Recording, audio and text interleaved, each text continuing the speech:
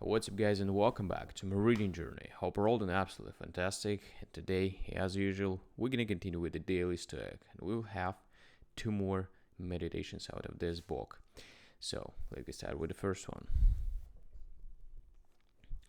Respect the past, but be open to the future. Want to be walking in your predecessors' footsteps? I surely will use the older path, but if I find a shorter and smoother way, I'll blaze a trail there.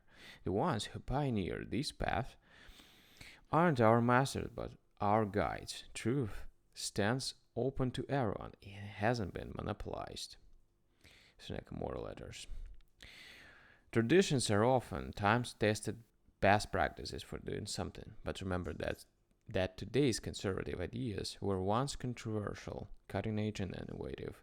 This is why we can't be afraid to experiment with new ideas.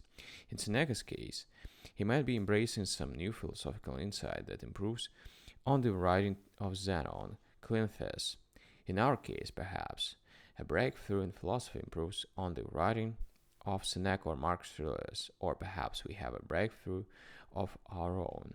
If these ideas are true and better, embrace them, use them. You don't need to be a prisoner of that old man who stopped learning 2,000 years ago. Seeking out shipwrecks.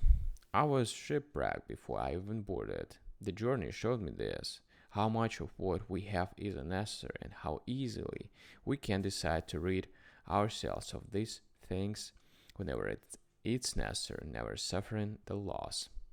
Seneca Moral Letters.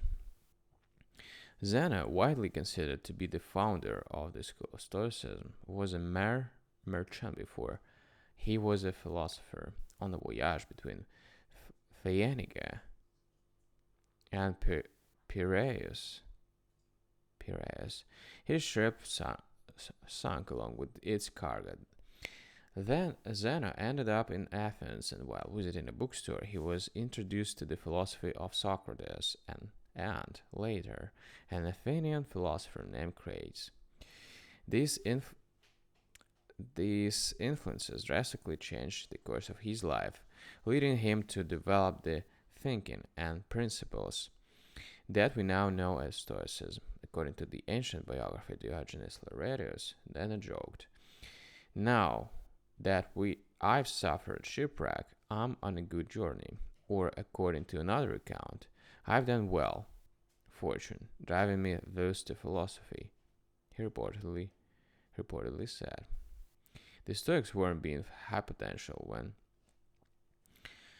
when they said we ought to act with the reverse close, and that even the most unfortunate events can turn out to be for the best. The entire philosophy is founded on that idea.